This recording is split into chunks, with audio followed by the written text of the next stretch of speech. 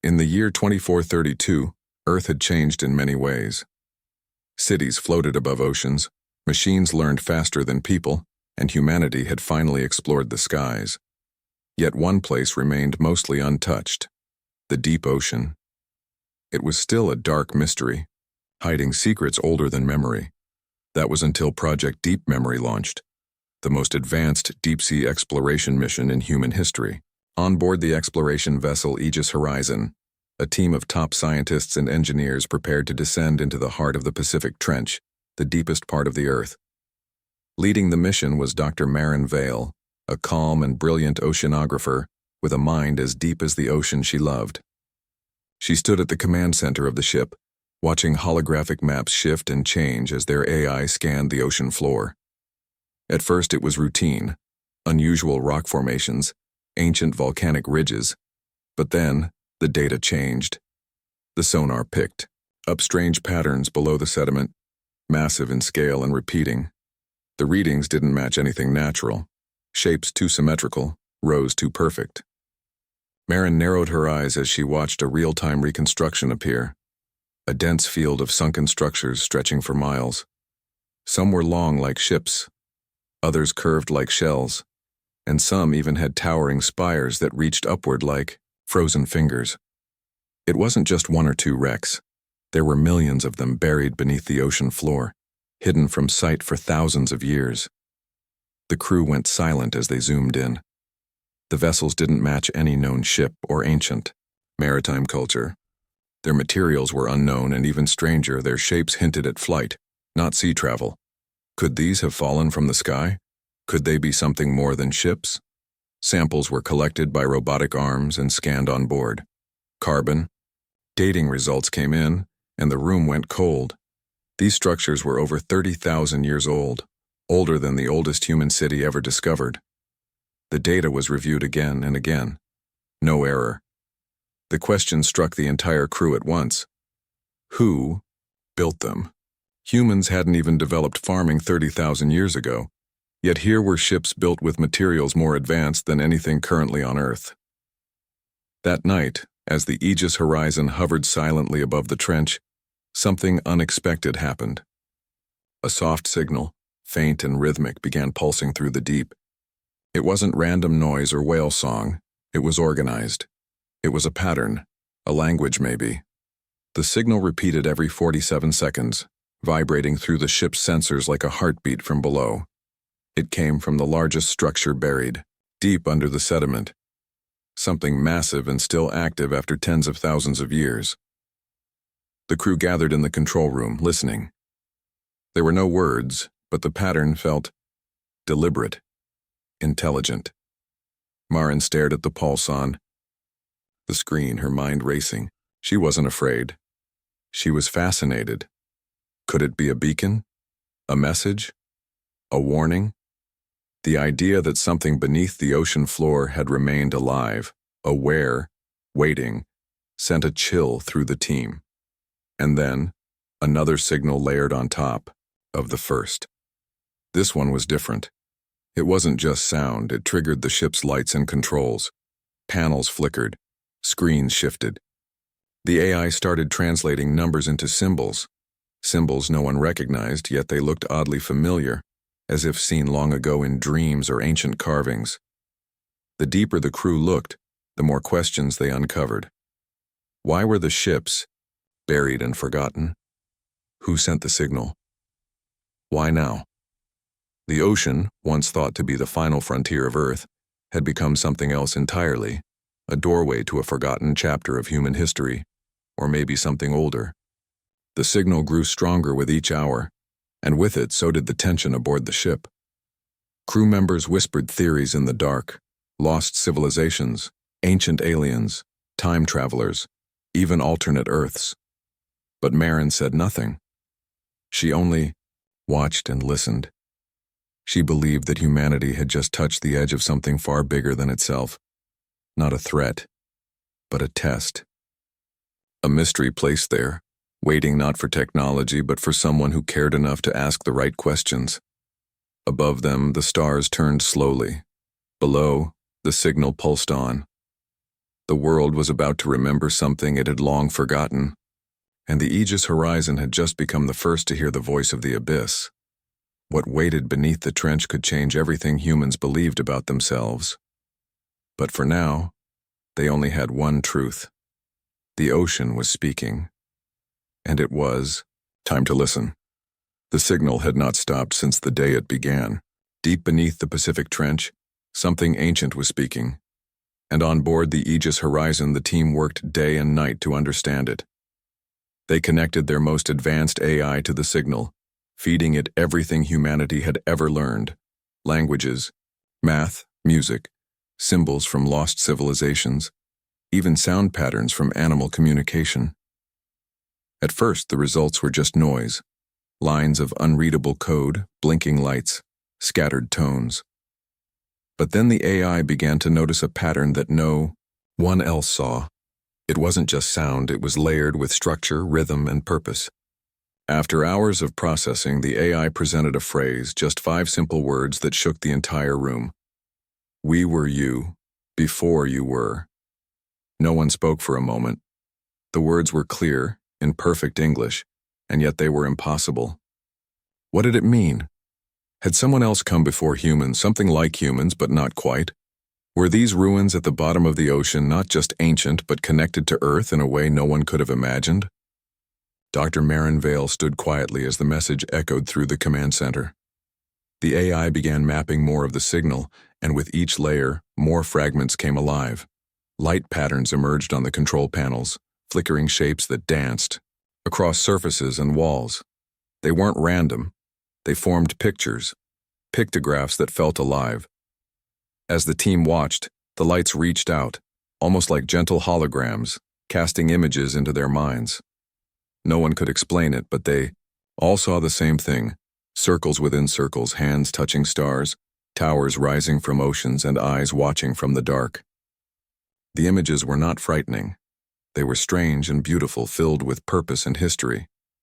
The crew began to notice connections between the symbols and real-world things.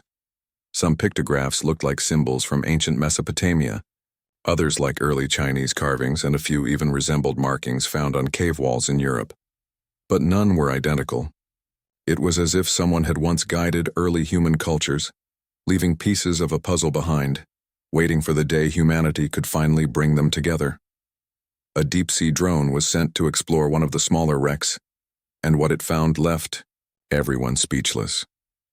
Inside the hollow frame of a ship, perfectly preserved in pressure-tight glass, was something that looked almost human. The being had skin like polished stone, eyes that shimmered blue under the drone's lights, and a frame just slightly taller and leaner than any human body. It wasn't a corpse, it was a preserved form, possibly asleep or in stasis.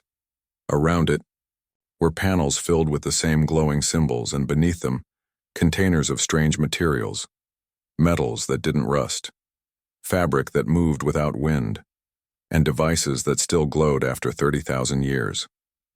These were not just ruins. They were archives built to last beyond time itself. Each ship seemed to hold a different piece of history. Some had star maps showing systems no one had ever recorded. Others showed depictions of great buildings rising, from oceans and crumbling into waves. There were even sequences that looked like family trees, lines connecting figures with symbols of life, growth, and travel. And all of them led back to Earth. The conclusion was unbelievable yet impossible to deny. These beings, whoever they were, had lived on, or come from, Earth long before modern humans.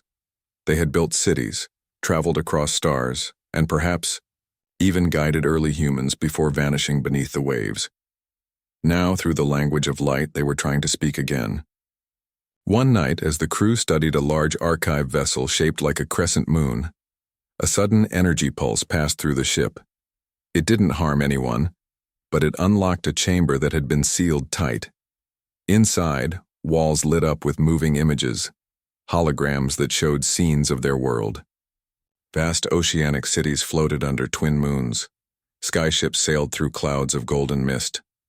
And finally, an image of Earth as it once was, green and wild, before any known civilization had risen. A message appeared above the images. To those who understand you are the chosen memory. Marin felt a strange sense of connection, as if the past and present had folded into one. She realized that the structures below were not warnings or tombs. They were gifts, carefully hidden seeds of knowledge, waiting for someone wise and curious enough to find them. Humanity, with all its flaws, had grown into the very thing these ancient ones had hoped for.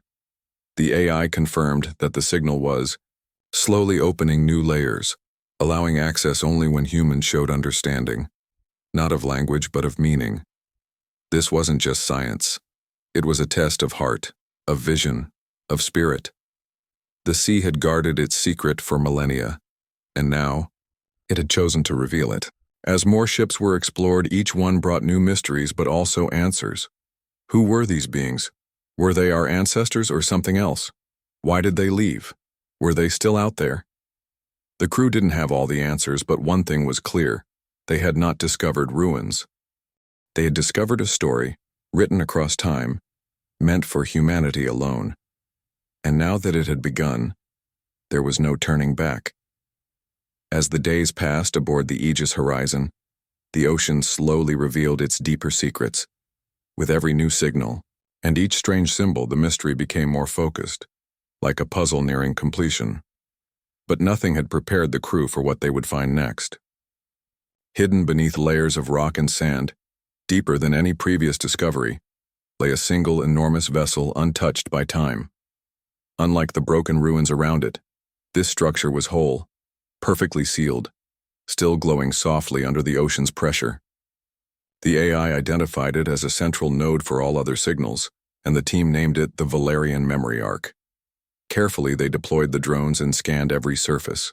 The ship pulsed with low energy, not decayed but preserved. It had been sleeping, not dying. When the external locks were opened, the ship responded. Lights flickered on in a slow wave, one section at a time, as if waking from a dream. Inside, what they found was not just a room or a control center, but a library, unlike any on Earth. Rows of crystal-like structures floated in midair, each containing moving light and sound, each one a memory. When the AI accessed the first archive, the ship filled with holographic images, tall beings with smooth skin, deep eyes, and robes that shimmered like the sea. They called themselves the Valerians. Through recordings, they told their story in calm voices and beautiful visuals. Long ago, long before the Ice Age or the first human step, Earth had been different. The Valerians were not from another galaxy. They had come from Earth itself in a time so distant it had been forgotten. They were advanced beyond imagination, masters of science, art, and peace. They had explored the stars, created cities in the sky and under oceans, and unlocked the secrets of life. But even their greatness could not stop what came next. A storm of asteroids pulled by the gravity of a dying star entered the solar system. The Valerians had little time. They knew Earth would become uninhabitable for many generations. So, they made a plan, not just to survive but to continue. They believed that life should grow, adapt, and evolve freely. Instead of escaping to another world and continuing their ways, they chose something bolder.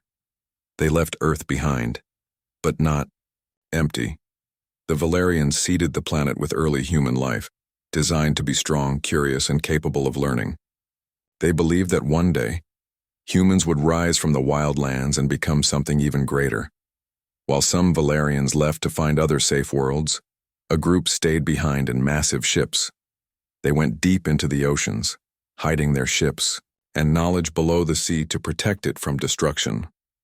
These were not accidents or shipwrecks. They were emergency landings meant to store history until the time was right. The Ark was their final message, made to open only when those walking the earth could understand their message, not just read it. Marin and her team watched the story unfold with wide eyes. It was beautiful and tragic at once. The Valerians hadn't been gods or aliens. They had been ancient humans, different in form but the same in spirit. Their technology was not used for war or greed, but for memory, for hope. And now, after tens of thousands of years, their hope had come true. The message ended with a view of Earth from orbit, blue and green, turning slowly beneath the stars. Then came the final line. To those who rise from dust, you are not our children, you are our continuation. Silence filled the ship. The team sat quietly, understanding now that they were not alone, not in their origin or their destiny. Every question that had haunted them suddenly made sense. The reason for the ship designs, the symbols that looked familiar, the preserved forms in stasis. They were never aliens. They were ancient family. Humanity had not been an accident of evolution, but a carefully planted seed, left to grow wild until it could remember its roots. The discovery was more than historic. It was emotional. There was no fear, no threat, only a message passed across the ages. The Valerians had trusted the future, trusted that one day someone would listen and learn. And now, the Aegis horizon had become the bridge between what was and what could be. Earth had always been the cradle of something greater, and the ocean was its deepest memory. As the Ark continued to open its systems, more data flowed in, maps of star systems visited, lost technologies that could restore oceans and heal land, philosophies written in music and light. The crew knew the world above would change forever once they shared this, but for now, in the still quiet of the deep sea, they took a moment to breathe in the wonder of what they had become. They were not just explorers anymore. They were keepers of the oldest story on Earth. And the ocean, silent for so long, had finally spoken. The Valerian memory arc had given its story. But the story was not the end. It was only the beginning. After the last archive played, a new room inside the vessel opened on its own. Unlike the others, it held no crystals, no machines or records.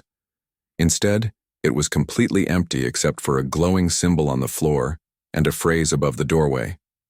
Understanding is not inherited. It must be earned. The AI called it a living construct, a kind of test not made of wires or commands, but built from thought, feeling, and choice. As Dr. Marin Vale and her team stepped inside, the ship responded. Each person found themselves in a different space, shaped not by walls but by their own minds. The construct showed them moments, some from human history, some imagined, and some from their own pasts. There were no clear instructions, just choices. In one scene, a team member saw a city under attack, with the chance to save either a small child or hundreds of strangers. There was no right answer, only the weight of the decision. Another was shown a future Earth full of technology but ruled by fear and control, and asked what they would sacrifice to change it. Dr. Vale herself stood before a hologram of two paths, one leading to great power, the other to peaceful obscurity, and was asked to choose which best served humanity. The construct wasn't testing knowledge or facts. It was testing the soul, the depth of compassion, the strength of kindness, and the wisdom to admit failure. Slowly, the team began to understand. The Valerians had not lost their civilization because of war or destruction, but because they had lost their balance. They had reached heights of science but forgotten the importance of humility, emotion, and connection. They created the construct to see if humanity, their distant children, had learned not just from science but from living. Outside the Ark, news of the discovery had started to spread. Despite all efforts to keep the mission silent, governments, corporations, and independent groups were beginning to notice the unusual energy readings coming from the trench. Messages were intercepted. Satellites were repositioned. Some groups wanted the technology for power. Others feared it and wanted it buried again. But inside the Ark, the crew stayed united. They agreed not to let fear or greed reach what they had found. Their mission was about trust, not control. The deeper the construct went, the more personal it became. Some team members were brought, face to face with people they had lost, with regrets they had buried. The ship wasn't trying to break them. It was asking if they could forgive, grow, and still move forward. One engineer who had lost his daughter to illness was shown a future where his knowledge could cure millions, but only if he chose to share it freely, not sell it. He cried and chose to give. Another was tested by fear, asked if she would risk her life to warn an enemy of a mistake. She did. And slowly, as each test ended, the Ark began to respond. The lights grew brighter. New parts of the ship powered on. The stars on the walls began to shift, forming routes, maps of places far beyond Earth. The final test was unexpected. The AI spoke not with data, but with emotion. It told the crew, "You have passed not by knowing, but by feeling. You carry our hopes further than we ever could." It offered them one last choice, to take the knowledge now, or to wait and teach others first. The crew discussed through the night. They knew that some would try to take the power and twist it. They also knew that hiding the truth would only repeat the past. In the end, they chose to share, but carefully, slowly, and with guidance. They would not be gatekeepers, but guardians. The Valerians had given humanity a gift, not to rule, but to grow. When the construct fully opened, it revealed a star map with glowing paths leading to dozens of ancient colonies, some maybe still alive, some waiting like Earth had been. Alongside it came instructions for energy systems, medicine, and machines that could restore nature instead of destroy it. But the Ark also left a final message. The stars are not a prize. They are a mirror. You are ready, not because you are perfect, but because you are learning. Maren looked out from the ship's observation window as the lights of the Ark faded into calm blue. The ocean around them was still and vast, yet somehow felt smaller now. The universe had just become their next ocean, and what they had found deep below was not just a relic, it was a test of the heart, and humanity had passed not with power, but with grace. The ocean was no longer silent. After the Valerian test was completed, the Ark released a final pulse, one, unlike any before it. It traveled through the Earth's oceans, skies, and deep into space like a song finally sung after thousands of years. It carried knowledge, coordinates, and a signal of awakening. Across the globe, deep-sea trenches, mountain caves, and ancient fault lines responded.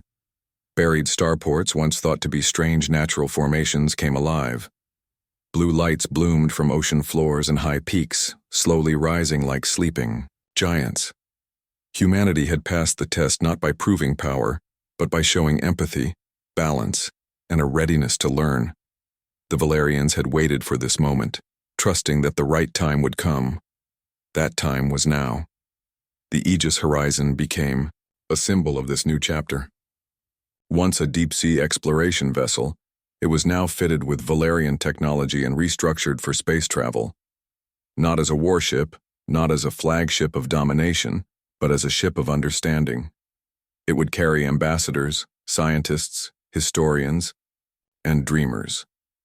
Its mission was not to conquer new worlds, but to reconnect with them. The Ark's map showed that Earth was not the only seed. Other planets across the stars had been given life and left to grow, just like Earth. Many were dormant, some possibly destroyed, but others might still be alive, waiting like Earth had to remember. Humanity would not go into space as strangers or invaders, but as long-lost siblings reaching out. In the weeks that followed, the world changed. Governments paused their rivalries. People gathered in awe at the glowing towers rising from the sea, and children asked what waited among the stars. The Valerian message spread through every language. You are not alone. You never were. Schools taught the history of Earth not just from recorded past, but from ancient memory. Museums added Valerian relics next to fossils and stone tools, showing the full circle of what humanity had been and become. The deep ocean, once feared and ignored, became sacred ground, the birthplace of rediscovery. Maren Vale stood at the command deck of the newly renamed Horizon Star, watching the first star path unfold on the ship's console. It glowed with soft light, pulsing gently like a heartbeat across space. The destination was a world once called Alari, the nearest known Valerian colony. There was no promise of what would be found, only a chance to reach, to reconnect. As the launch countdown began, Maren remembered the final message from the Ark, the one that echoed through every chamber just before it went silent. You were always meant to remember. That line stayed with her, and with everyone on board. It reminded them that humanity was not starting something new, but continuing something old and precious. As the ship lifted from the water's surface, powered by silent Valerian engines, it left behind waves that sparkled with starlight. The ocean had become their sky, and Earth, once small and alone, now stood proudly as part of a much bigger family. No celebration was loud. There were no parades or fireworks. Only quiet wonder, steady hands, and eyes full of dreams. People, all over the world, looked up at the stars differently now, not as faraway lights, but as places of memory and future hope. The horizon star passed through the atmosphere gently, leaving no scars in the sky. Its mission was peace, connection, and discovery. The crew didn't carry weapons. They carried languages, stories, and questions. What had become of the other colonies? Did they survive, evolve, forget like Earth did? Or had they created their own paths? The answers would come in time, but one thing was already certain: humanity was ready to listen. Earth itself began to change. The energy systems from the Valerian archives healed damaged ecosystems, cleaned oceans, and restored forests. Old cities were redesigned to work with nature, not against it. A new age began, not of technology alone, but of wisdom. Scientists, artists, and teachers worked side by side, blending old knowledge with new purpose. Humanity did not rush into the stars. They walked carefully, with respect, because they knew now that the stars were not empty, and the journey ahead was not about pride but connection. As the horizon star moved beyond Earth's orbit, a soft hum filled the ship, an echo from the Ark, like a farewell and a welcome, at once. Maren closed her eyes for a moment and felt the presence of those who came before, not watching, but walking beside them, across time. Humanity had remembered, and in doing so, had become something more. Not rulers of the galaxy, but caretakers of its legacy. Not the end of a story, but the next chapter. And somewhere beyond the stars, the other colonies would soon know. Earth had awakened. The long silence was over. The descendants of the Valerians had finally returned, not as lost children, but as the continuation of a dream written in light, water, and hope.